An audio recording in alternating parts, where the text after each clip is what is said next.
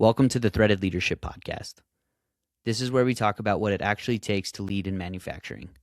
No fluff, no theory, just real leadership under real pressure. Today I sat down with Paul Van Metre. Paul is a former machine shop owner who went through the full journey of building and exiting a business before going on to co-found ProShop ERP, a system now used by shops across the country to bring structure and clarity to their operations.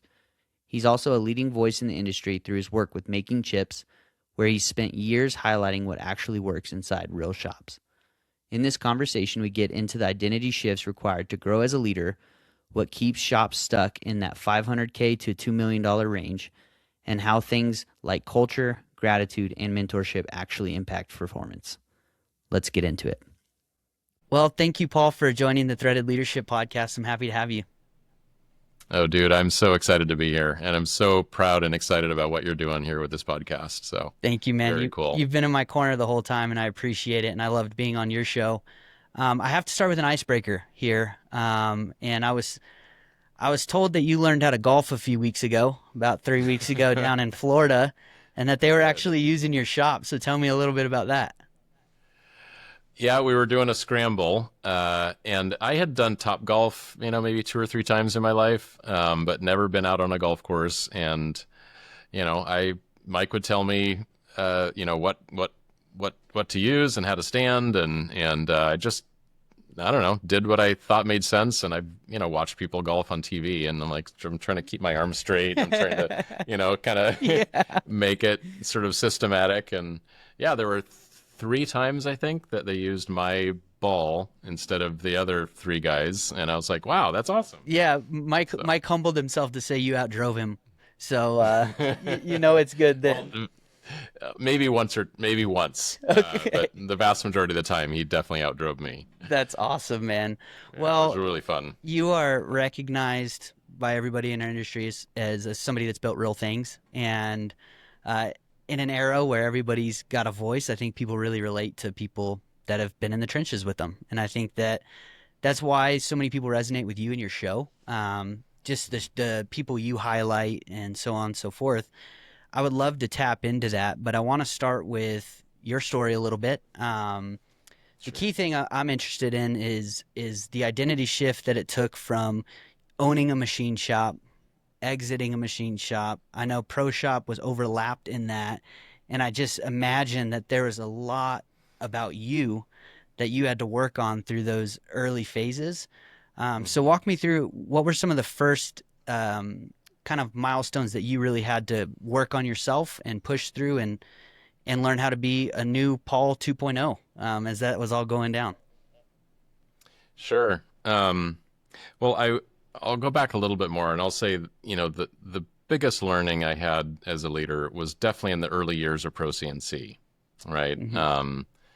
As we grew from, just the founders to, eventually 75 people on the team, I had to get better at leadership because I don't think I was a great leader to start with, right? I remember times being too impatient with people or making assumptions that weren't right about people, and those humbled me as soon as I realized I had done something that wasn't kind or wasn't supportive.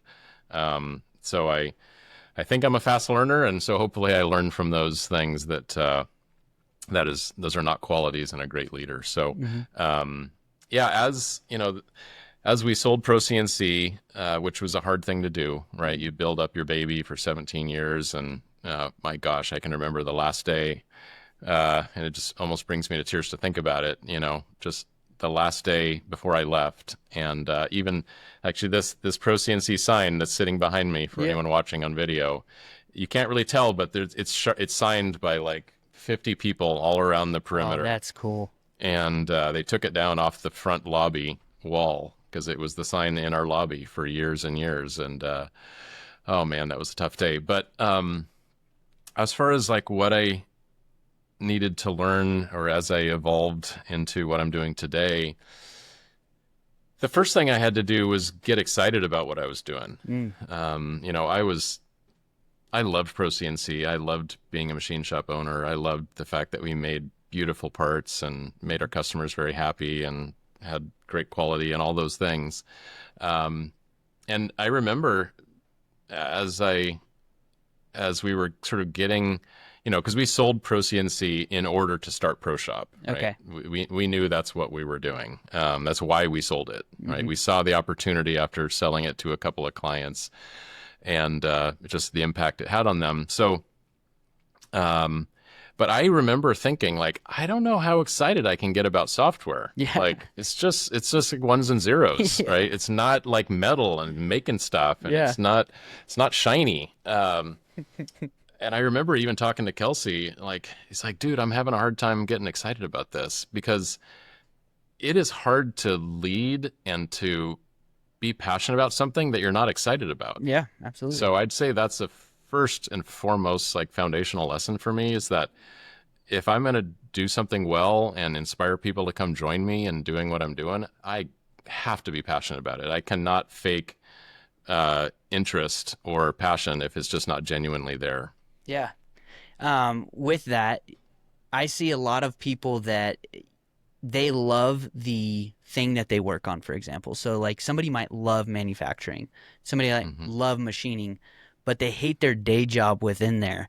I was recently talking to Mike and Mike Payne, and he brought up a good point that if you're a really good machinist as an owner, like there's a world where you can just keep machining and hire somebody to do the other role, the other tasks that maybe you're not as good at. Absolutely. Absolutely. Did that play out in any regard for you? Did you have to find your little area and while developing this, like, here's what I'm good at, here's how I'm involved in scaling, or was it Paul's doing absolutely everything? No, I mean, I've been really, really, really, so many reallys, fortunate to have amazing business partners for my whole career, right? I started ProCNC. I don't know if you remember me saying this anywhere, but I started it with 5 business partners. Gotcha. Okay. There were 6 of us. There were 6 of us that started ProCNC. Now, all 6 of us didn't make it to the end, but all 6 of us are still great friends today. Okay. And different guys went off and did different things and for different reasons, but 3 of us made it all the way to the end. And then sort of a slightly different 3 of us started ProShop. Okay. And so it was pretty early on in the ProCNC days, excuse me, where I did kind of gravitate to kind of the sales and marketing side of the business. So I was responsible for the one to make sure we had enough work every month, and we're expanding and growing, and that was also just coincident. I mean, incidentally, that's a hard role to have. Yeah.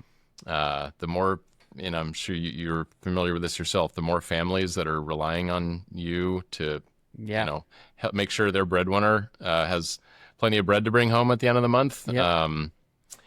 That's something you weigh heavily, that you wear heavily. So, when we moved into ProShop, I was going to be the sales and marketing guy because that's what my role was. But I already had just rock solid partners in Kelsey and Matt that, Kelsey in operations and Matt in sort of IT and the development side of the, building ProShop, that I never had to worry about, hiring people and building out the office or the infrastructure. Like, I had guys that I could just absolutely 100% rely on in those roles. And so that's made it much easier for me, I think, compared to like solo founders that start businesses on their own. Yeah. I just have so much respect for people that can do that, because that is a lot of that's a lot of weight to carry in every part of the business. Yeah, that makes sense. What were you surprised with that was heavier than you thought it would be? Just let's take ProCNC. Let's apply it there, and then let's also apply it to ProShop in terms of the weight you actually carried when you left the office, when you left the shop and you went home, and the things that were kind of keeping you up. Yeah. Well, at ProCNC, it was definitely the times where we didn't have enough work. Right. It was particularly acute in 2002 after 9/11 happened, and we almost went out of business. That was very tough. I was newly married, had a tiny baby, and I wasn't sure if we'd be able to pay our mortgage, right? Man. So, bless my wife for sticking with me through all these years. And then in 2008 as well. But, there's always times in a business, even when your growth is sort of, kind of up and to the right, there's always times where, things are not going as smooth or orders shift or whatever. Yeah. And so, yeah, for me, that was the hard ones. And I still remember so many, I don't know, maybe 10 times where something sort of catastrophic was going wrong, something sort of existential in my mind. And like, I don't know how we're going to solve this. Like, I don't think we're going to make it through this hard time. And I remember the feeling like it was yesterday, but I cannot tell you any of the actual scenarios that actually happened. Yeah. Whether it was like scrapping a big order or pissing off a customer because we were late on something. Yeah. I don't remember the details. I just remember the feeling. Yeah. And boy, that's not a feeling I enjoy. Funny. But, obviously in a machine shop, it's all about, delivering quality parts on time. Yeah. Right. And if you do that, your customers are happy with you. If you don't, they may not be. Yeah. And that's, of course, a big responsibility and it's important, but it's not life or death. Yeah. Kind of. But with ProShop, when you now know this as a customer, like when someone trusts us to build their entire company's operation around our software, Yep. it had damn well better work well, 100%. or else that could be catastrophic for that business, and that could be bankruptcy. It could be a failure of another business, and that is a very heavy weight to carry.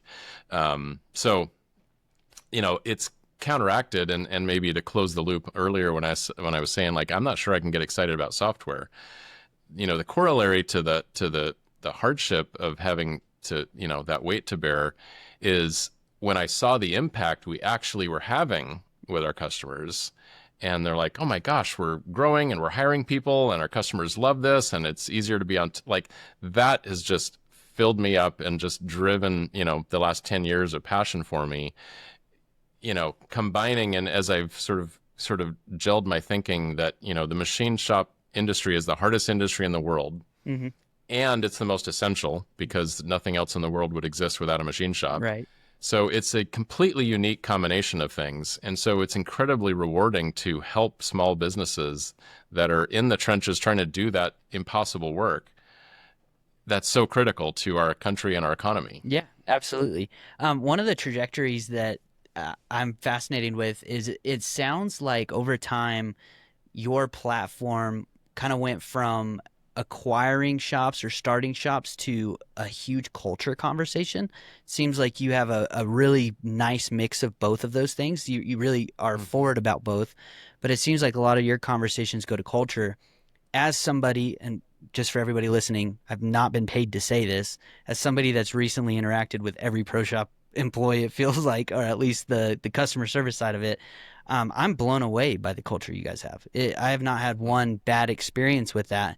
And I'd venture to say that was the same with ProCNC, just based on those things don't happen by accident.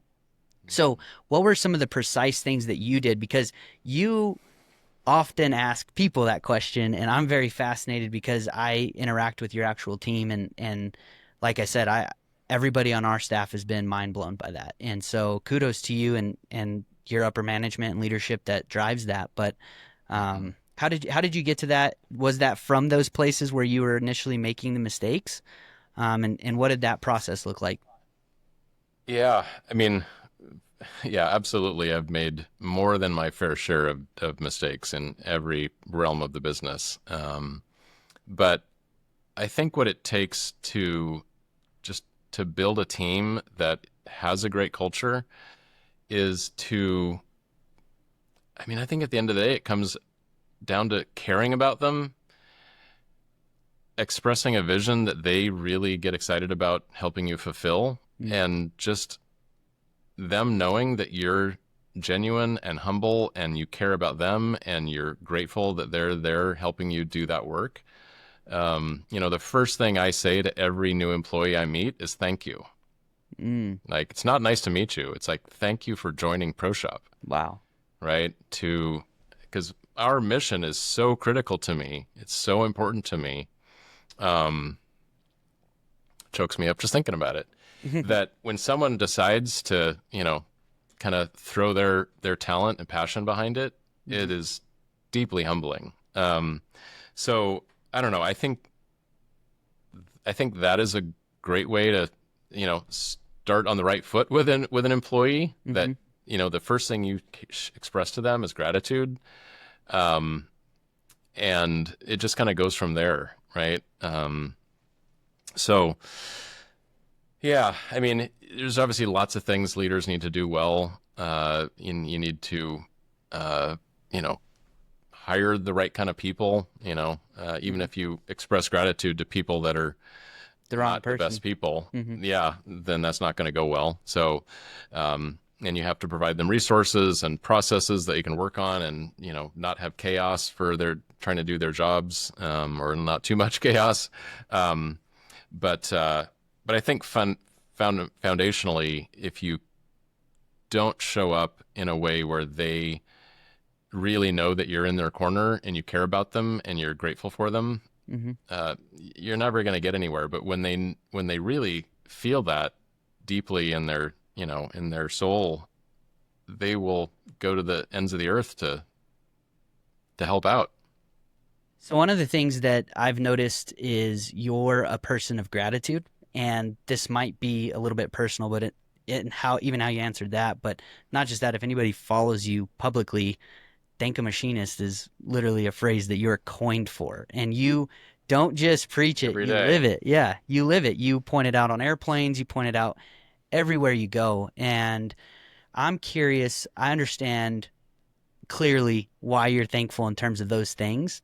But I'm curious if there was something in your life or a moment in your life that caused you to be a person of gratitude that way, to think in terms of, hey, I hired this person. Thank you for joining our team, rather than you serve me now or you do this for me now. And the same with the thank a machinist. I think you're very grateful. So I'd be curious to see kind of into the head of Paul as to why you think that is, and if there's a moment that comes to your mind that causes you to be that way. Gosh, I've never actually thought about that before. I think if I had to credit anything, it's my parents, and both of them, but especially my dad. My dad is a very kind of sensitive, thankful type of guy. Cries easily, just like I do. I think I get that from him. He just definitely feels his emotions, Mm-hmm. um, and yeah, so I just kind of grew up that way. That was normal, and saying saying I love you and saying thank you was just on the tip of your tongue all the time. Yeah. So yeah.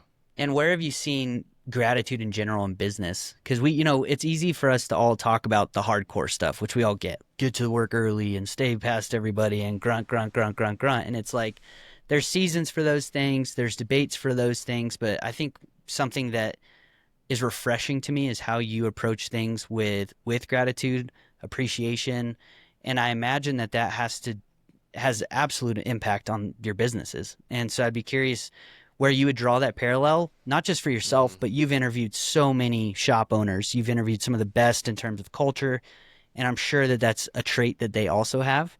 And so I'd be curious to see Mhm. what your thoughts are on the impact of gratitude in business. Well, I think it's a foundational cultural element of any great business. It doesn't need to be one of their core values that's on the wall, but I do think it has to be exhibited by the leadership and the owners. Just as just such a foundational piece. Um, even during those times where you're pulling all nighters or you're working really hard to make a deadline or something. I mean, my go-to thing is just to be so thankful for the team. Like, thanks for staying so late tonight, or thanks for, coming in early and, being so focused on this project. And um, so it just, I don't know, I think it just needs to underpin kind of all interactions. And if you do that, it just endears people to the company, to the leadership, to, they feel very seen, right? Hmm. And that's one of the best ways to make someone um, feel like they're valued and seen, is just to have that gratitude for, how they're showing up, what they're doing. And, you can, like, there are times where, someone does something that is not a great thing. Right. But I think you can still, you know, like offer some tough love, like, hey, in this situation, the way you handled that was not great. And, I know you have better in you, and thank you for putting in the effort to try to improve this area of how you show up. Yeah. Right. Yeah. Um, so I don't know. I think that works better than yelling at people. Yeah. I want to pivot a little bit. It's still along the lines of identity and the mental aspect of leadership. But in your experience, when I talk to shops, I see a lot of them stuck between 500,000 revenue to a million.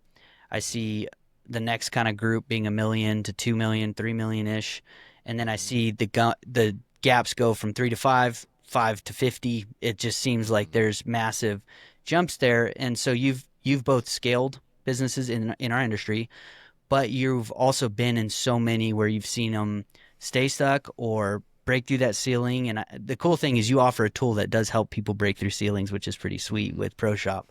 Um, but I'm curious to see, what identity shifts have you seen in people that have allowed them to do that in terms of the owners?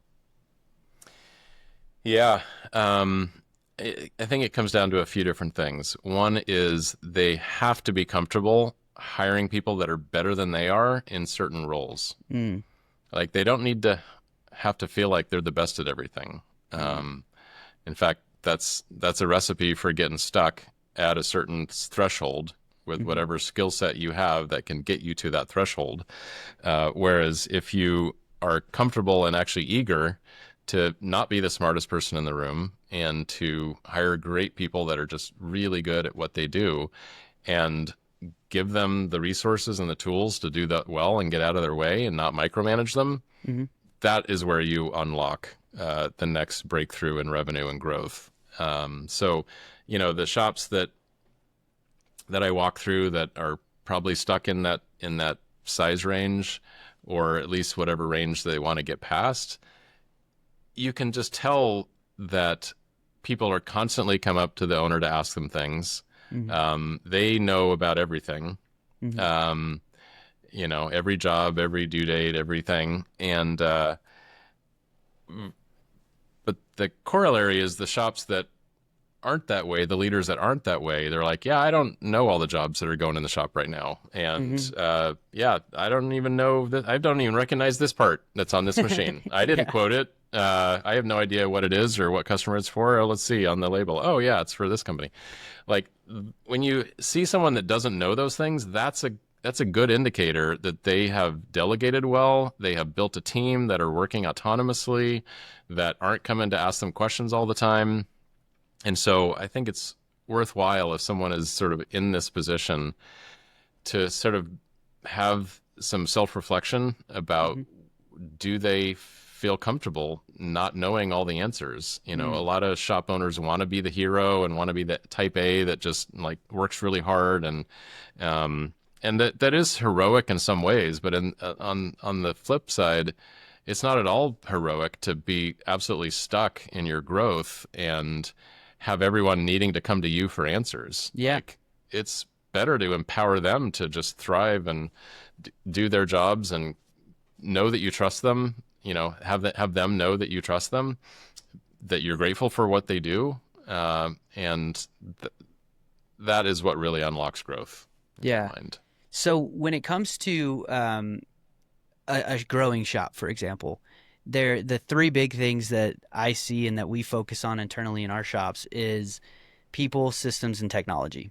And you really need all three, but I think the Absolutely. sequence matters. I think that there's seasons where it's the technology first, for example. I think there's seasons where it's the system first. I mean, you could have 10 people, but if you have no good data, I mean, nobody can really take that on, and you don't want people going out there with legal pads doing it. It's still better than nothing, but you're limited there. So in terms of there's certain seasons where the focus has to be different. Ideally, we all have an extra milli in our pockets that we can just go invest in all three at one time. But the reality of the average shop in the United States is not that. So they're typically choosing between one thing or the other.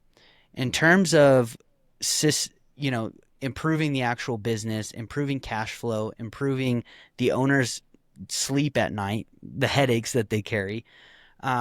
Let's just throw out a scenario here. If they are in that 500 to $1 million revenue range, Mm-hmm. do you think the investment, let's say they have 12 employees total, they've got maybe Okay. one person in admin, but they're helping with not necessarily purchasing, so the owner's still quoting, scheduling, so on and so forth. Yep. For that person, would you push them more towards hiring another person before a system? Would you do system in front of person? Would you try to do them aligned close enough together? How would you advise somebody in that role where cash is tight and it's really a choice? I think which one of those comes first depends on where that owner is currently at in their level of burnout. Like, if they can't possibly take on a new ERP system, for example, because they are already working 16-hour days, 7 days a week, then that is not the right choice to go buy some software and hope that's going to solve everything, because it will not. I would say in that case, essentially having like an executive assistant Mm, is going to be one of the most high leverage investments that someone can make. You know, there's this idea of buying back your time and how much you need to pay for different activities that you do every day, yeah. right? The owner makes X amount of dollar. If you turned it into an hourly rate, um, you know, what am I doing today that could be a $20 an hour task that I could hire an admin person for, or I could have a virtual assistant or even an AI tool today. And what are those things that I could, if I could get rid of 40% of what I do every day that are these low dollar per hour tasks and buy back my time to work on much more strategic things like getting an ERP or making sure you have the right team on the floor or whatever, you know, those sort of higher value things that really only the owner can do, Hmm. then that's the right order. Okay. Um, so yeah, if you have the bandwidth to pull it off without, you know, driving yourself too crazy, the systems are so foundational. You know, I've met with now and talked to so many shops that have decided to buy or invest in the system before they even have their first machine on the floor. Oh, wow. And I love that mindset. You Yeah. know, the relatively inexpensive cost to make sure you are building a rock solid foundation from day one, Hmm. and you don't need to, you know, to take all the time later to undo habits that your team has learned and figure out new systems, and then have old things in the old system and new things in the new system. I just think if it's feasible, and there's probably very few situations where it's not feasible, because you know, even the relatively low cost relative to the kind of revenue that it can unlock Hmm. and the amount of overhead labor you don't need to bring on sooner is massive. Yeah. All right. Yeah, and I think that's the issue that I see often is, and we were in this for a long time, and we were stuck in one of those brackets. We were stuck in the $2 million range, and the thing that caused us to unlock that for us was kind of getting rid of some of those old narratives that, like, that's cool, those shops do it, but we can't. And you would like see the LinkedIn posts and be like, man, must be nice. And there's a lot of times where I think if you broke it down and really did the math on the ROI on those things, you could truly, really afford it probably quicker than you thought, even if it required some planning. But like that could be, I'm going to implement this in 3 months Sure. versus I'm going to implement this in 30 years when I finally have all the cash in the bank and so on and so forth. That's obviously extreme. But, Yeah. for us, for example, actually with ProShop, we delayed it like 3 months because we had another ongoing project that was a massive, cash cow. Mm-hmm. So Mm-hmm. we planned it though, and then when it happened, we did it, and it has proven itself there. We also hired a new person in that time frame, so we're kind of just now getting out of the afraid of risk side of it. I Mm-hmm. think a little bit Mm-hmm. more. but it's still very present. One of the things that I've noticed when I've been talking to owners is this discouragement. There truly do. There is truly a comparison, and I think local markets there's a lot of competition and animosity. Even though on Okay. LinkedIn there's great networking, for example, or Yep. you might know an owner in San Diego, but you don't know the Hmm. guy across the street. And there's obviously pockets where that's not as true. But what would be your encouragement to a shop owner that really feels kind of alone in their battle? Um, doesn't I mean maybe they kind of know which direction to go, but they just feel like there's really no light at the end of the tunnel. They're struggling with things like cash flow and employees and things like that. What would be your encouragement to that guy in terms of networking and in terms of learning from other shops? Because I think you truly can, and it can accelerate your growth drastically. Uh-huh. Uh-huh. Um, well, I would tell them to subscribe to Machine Shop Mastery because there's a Yeah. lot of people that share their hard, their hard decisions and situations they've overcome. But I would say be the one to reach out to other shops nearby. Um, Unless you have a specific reason why there's animosity and like you just don't want to have anything to do with somebody. If it's like unfamiliarity, Hmm. or you kind of compete against them with some customers or whatever, I would still say be the bigger person. Go to them and say, hey, we don't know each other very well, but I would love to get to know you better, and I'm trying to reach out of my bubble here and just have a monthly or quarterly meeting and just kind of talk and share. Um, there's an example that I think is just so amazing. It's down in Southern California. It's called the SMC, Southern California Manufacturers Group, SCMG. And there's probably half a dozen or maybe 10 shops that are in it. Hmm. And it was started by a guy named David Fisher from S&H Machine. And he reached out and got this group of really impressive, high performing shops to all come together. They literally like have monthly meetings and they go to each other's shops and they rotate through. So they're Wow. always visiting each other's shops and they have like a formalized meeting every month, and they even have like pooled their hiring resources and purchasing, going much beyond just having someone to talk to. But it's it's incredible, and I think once you get past your comfort zone and just go candidly be open and honest and talk to people, I bet you will find that they are more open and willing to talk to you than you realize. Yeah.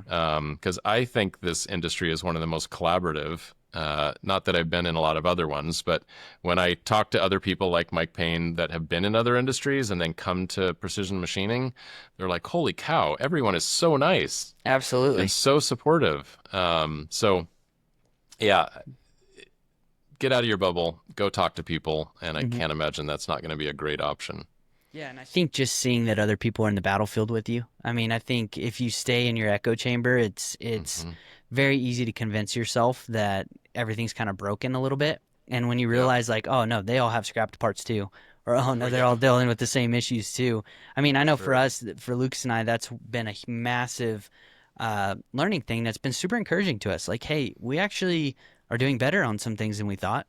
Oh, hey, actually, this is what this shop's doing, and it's absolutely incredible, and it would make our lives way easier. And so I think just learning from people is a huge leadership development tool. I think it Hmm. gives you some clarity sometimes that you might have a blind spot you didn't know about. Um, in Yeah. terms of, go ahead, sorry. Oh, I was going to say, if you discover that a shop is particularly great at one thing, Hmm. don't be discouraged that you're not as good as that. Like, be excited that you just found an opportunity that you can learn from someone else and get better at that area. We all stand on the shoulders of giants, and everyone that's great at something learned it from somebody else, right? There's Absolutely. very few people that learned it all themselves from zero. So, um, yeah, sometimes when I realize in my own business that something just is not working very well, Hmm. I'm like, well, I'm glad we discovered it, and I'm really excited to make it better, right? Yeah. And I guess I'd say one last thing. If for some reason you're not comfortable in talking to other machine shops, Go talk to other people that run other small businesses. Mm. You know, I've talked to a number of people that have mentors in completely different industries, Hmm. but they run a small business too, and it's amazing how similar even, you know, a dry cleaning business might be, or a business that sells insurance, or a business that, you know, does you know, house cleaning. Like, they have the same issues. They have employee issues, they have customer issues. So there's a lot of times just a lot you can learn from people that are not competitors in any way to what you do. Yeah, you just hit on mentorship, which is fascinating because a lot of shops preach mentorship for their old machinists to teach the young Hmm. machinists, but oftentimes the owner doesn't have a mentor. The owner isn't talking For to people. sure. The owner isn't sharpening their sword every day, and they're trying to foster that community. But I think that your culture will feel if you're a person that grows, or it'll feel if you're like the, you know, do as I say, not as I do kind of leader. And I think that, once again, back to the culture of ProShop, like the reason they're grateful is because you're grateful. It's like if it starts from the top, I think it has a massive impact all the way down, and it's much easier to control culture if you just do Hmm. it, if you're just a part of it constantly. With shop floor employees, I want to pivot there because a lot of the people that I talk to are still on the shop floor that are wanting to grow into leadership. That was the Hmm. biggest inflow of comments I got from our conversation on Machine Shop Mastery was actually from machinists that one day want to own shops. And that was really Hmm. interesting to me. I didn't realize there's that big of a market for that. Almost everybody, it seems like. Right. It's really crazy. So that's been a huge one. Is like, how do you do this? How do you do that? Um, what what do you think people get wrong on the identity that's required or the leadership skills that are required from going from being a machinist to owning a business and leading teams, for example? Well, I'll go back to I sound like a broken record, but the book, The E Myth, Hmm. uh, tells you all about this situation. So the mistake they make is they think that if they are really good at being a machinist, they will be good at running a business that does machining. Yeah. And those could not be two further, you know, things from the truth. It's a very different skill set to be a good business person and a good leader versus a really just kick-ass machinist that knows Yeah. how to make parts. So I think it's critical that people understand that, first of all, Hmm. and are humble about it and open to learning from others, and that whole thing of, you know, hiring great people that are better than you in certain roles Hmm. and to lean on their expertise. Um, you know, find a mentor. There's if you ask people to be a mentor to you, it's amazing how many of them will say yes. Absolutely. Yeah. Yeah, they're Um, waiting. yeah, they are. Um, so yeah, it's just understanding that it's a different skill set. It's okay if you don't have it today because you're not born with, you know, leadership skills necessarily. You learn them from people, and you can study leadership and you can get better at it from an academic perspective. And you got to put it into practice and learn. You know, take your lumps as you get better and make mistakes. But it's okay to not be a great leader at the beginning. You just have to acknowledge it, understand you know what you need to do to get better, and then work towards it. Yeah. The biggest areas in terms of that is the people side. I think people approach, well, I can manage really hard parts and I can make the hardest part in the world. And they don't realize, like, man, people are a different beast. And I also couldn't go make the world's best parts right now. Like my entire career has been the people side of it. And so Hmm. it's in that same way where I have a massive gap and it would take a lot of time for me to grow as a machinist. That's the Sure, same the other direction. And I think that absolutely. that's super fascinating. I want to go through just a quick few shop floor scenarios with you. Sure. Get your quick advice, and then we'll wrap up. So the Okay. first one, let's start with the shop floor employee, a machinist. Um, let's say that right now, they have a light bulb moment. They're like, Hmm. man, I was listening to Machine Shop Mastery. I want to level up my game. I want to level up my career as a leader in this industry. And right now I'm still a machinist. I don't really see the path yet, but I know that I want to, become that one day. What do you think the appropriate steps would be to that guy? Because I'm sure you get those messages all the time. Just a guy that's just running parts right now, but they long term, the dream is something bigger. Yeah. Well, I'd say to that guy or girl, they need to study leadership, you know, read books, understand what makes a great leader, how great leaders become great leaders. So I'd say there's sort of an academic study there, but I'd also say learn as much as you possibly can about the business that you work in today, Mm-hmm. right? Go to your manager and say, I want to do more. I want to grow. I want to take on more responsibility. I want to be a more valuable contributor to this organization. What can I do, or what can you teach me? Mm. Right. Just like asking for someone to be a mentor, hopefully your boss is like, that's awesome. You want to learn more? I will, start to teach you some things.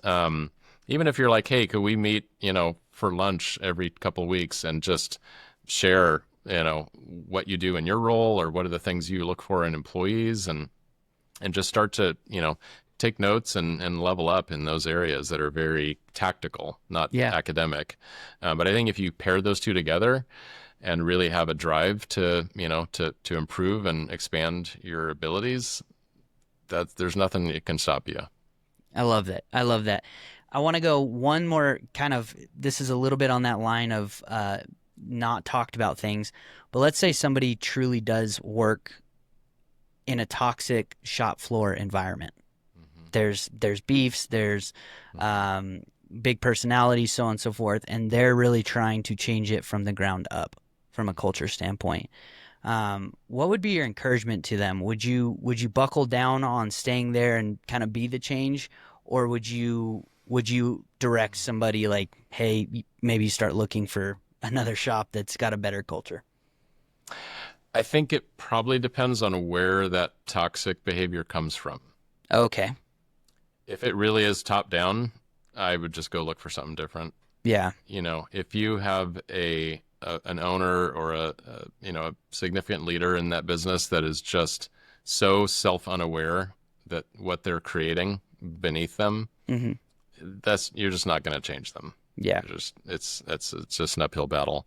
But if it's just some things that have gotten out of alignment with your peers, and maybe the owner is genuinely a good person, but just doesn't have the skill set to understand what to do with these Hmm. people that don't get along, that's probably a situation where you can, you know, learn some, really strong communication skills and start to try to help people resolve their issues and be be sort of a conduit for better communication and sort of leading by example.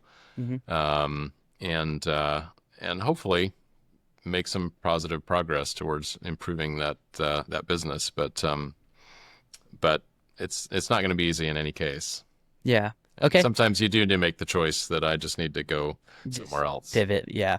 Yeah. Um, in terms of shop owners, real quick, the what would be your three best practices that you see the best shop owners operate? Well, that's scenario one, and then what would be the three biggest things that get in the way of shop owners when you're talking to them that you can pick up on?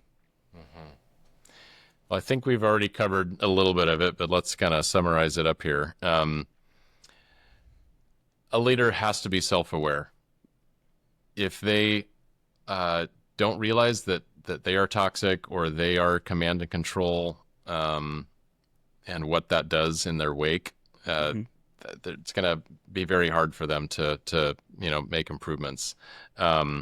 So maybe I'm doing this out of order, but so the best leaders are self-aware. I think they do focus on systems. It's Mm. so critical that they not only promote building them and champion them, but they also don't then self-sabotage them.